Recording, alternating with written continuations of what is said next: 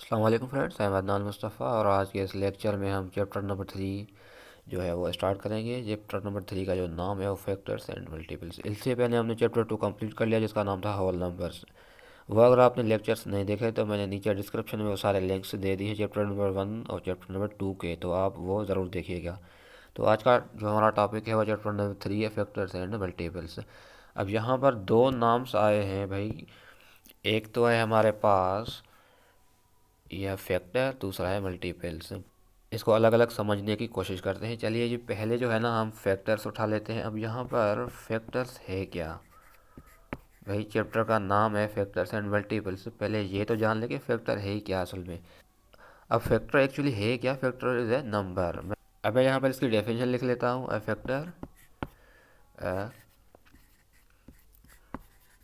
Factor is a number.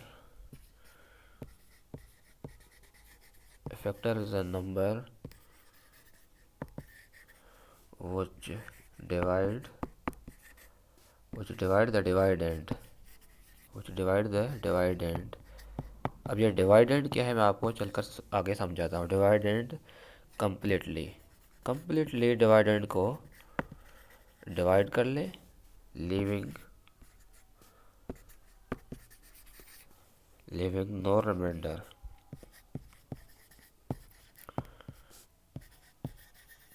तो दोस्तों ये एक्चुअली इसकी डेफिनेशन है, ये आपको बुक में मिल जाएगी, लेकिन यहाँ पर मुझे एक पॉइंट समझानी थी इसलिए मैंने ये लिख ली है। अब ये एक्चुअली फैक्टर क्या है? Is a number. फैक्टर असल में एक नंबर है जो डिवाइड द डिवाइडेंड। अब ये डिवाइडेंड क्या है? फॉर एग्जांपल मैं यहाँ पर 6 रख लेता हूँ, यहाँ पर मैं 3 रख लेता हूँ। अब डिवाइडेंड क्या है एक्चुअली? ये जो 6 है ना, इसको हम कहते हैं डिवाइडेंड। ये है हमारा डिवाइडेंड, ठीक है दोस्तों। अब डेफिनेशन देखें, factor is a number which divided completely. इसको कम्प्लीटली डिवाइड करें मीन्स वो कैसे? अब देखिए 3 जो है ना, 6 को कम्प्लीटली डिवाइड करेगी 2 टाइम्स। यहाँ पर 6, यहाँ पर माइनस करेंगे 0 आएगी। 0 आ गया, यहाँ पर 0 आ गया मीन्स ये जो है ना 3, ये 6 को कम्प्लीटली डिवाइड करता है। कितना टाइम? 2 टाइम। यहाँ पर रिमाइंडर 0 आ गया मीन्स ये 3 जो है ना, ये 6 का फैक्टर है। मीन्स ये जो 3 है हमारा, ये एक ऐसा नंबर है जो डिवाइडेंड, ये हमारा डिवाइडेंड 6 डिवाइडेंड को डिवाइड कर रहा है कम्प्लीटली। रिमाइंडर 0 आ रहा है।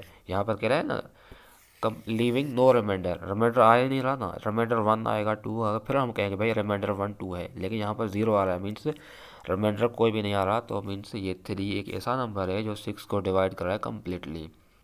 तो ये एक 3 है। अब ये 3 जो है ना 6 का एक फैक्टर है। तो इसी तरह हम फैक्टर्स फाइंड भी इसी तरह करते हैं, और ये फैक्टर है भी यही एक नंबर। तो दोस्तों ये था फैक्टर। उम्मीद है आपको समझ में आ गया होगा। तो चलिए अब करते हैं मल्टीपल्स। मल्टीपल्स क्या है? तो दोस्तों अब मल्टीपल्स समझ लेते हैं। मैं इसकी डेफिनेशन यहाँ पर लिख लेता हूँ। तो मल्टीपल्स क्या है? मल्टीपल्स की जो डेफिनेशन है वो भी है एक एक्चुअली नंबर ही है। फॉर एग्जांपल मैं यहाँ पर इसकी डेफिनेशन लिख लेता हूँ। मल्टीपल जो है ना, multiple is a given number, is a is a given number is a given number is the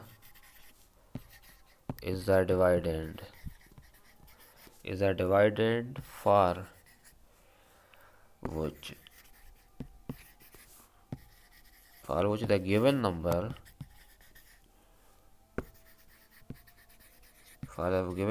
is its factor।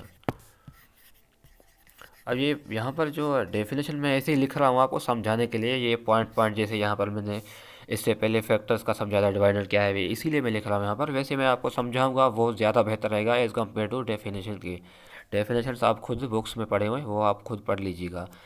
तो ये एक इसकी डेफिनेशन है। अब यहाँ पर multiples is a given number is the dividend for which the given number is it's factor.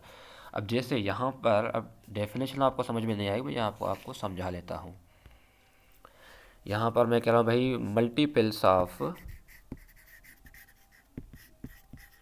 Multiples of 6, मुझे 6 के जो है ना मल्टीपल्स फाइंड करके दें। अब मल्टीपल्स ऑफ 6 का क्या मकसद है? फॉर एग्जांपल अब आपने टेबल से मेरे ख्याल से पढ़े होंगे। फॉर एग्जांपल मैं यहाँ पर लिख लेता हूँ 6 multiply 1 is equal to 6, 6 multiply 2 is equal to 12, 6 multiply 3 is equal to 18, 6 multiply 4 is equal to 24।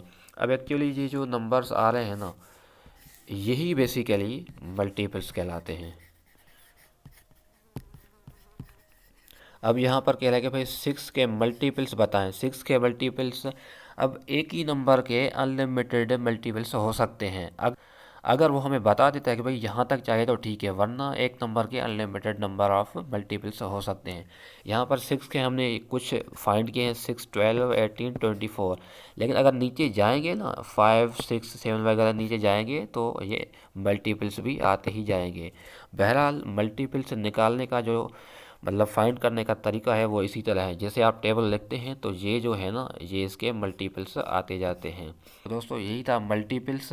अब मैं कुछ एग्जांपल करके आपको समझाता हूँ मज़ीद।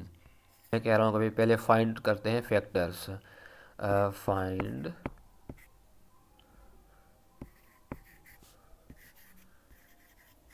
फाइंड फैक्टर्स ऑफ, भाई मुझे जो है ना किसके फैक्टर्स चाहिए, 3 के फैक्टर्स फाइंड करके दे।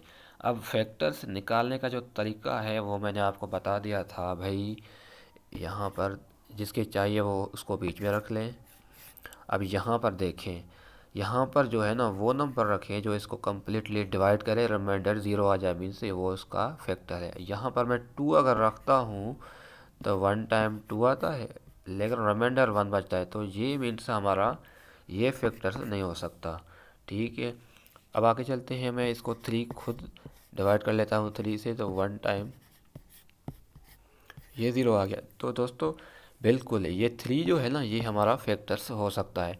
तो 3 का जो फैक्टर्स होगा वो बिल्कुल एक ही होगा। ये 3 का खुद ये एक फैक्टर्स है बिल्कुल। ये हमारा हो गया फैक्टर्स। ठीक है, फॉर एग्जांपल मज़ीद आपको एक और एग्जांपल समझाता हूँ। अब जैसे मैं कहता हूँ भाई फाइंड द फैक्टर्स ऑफ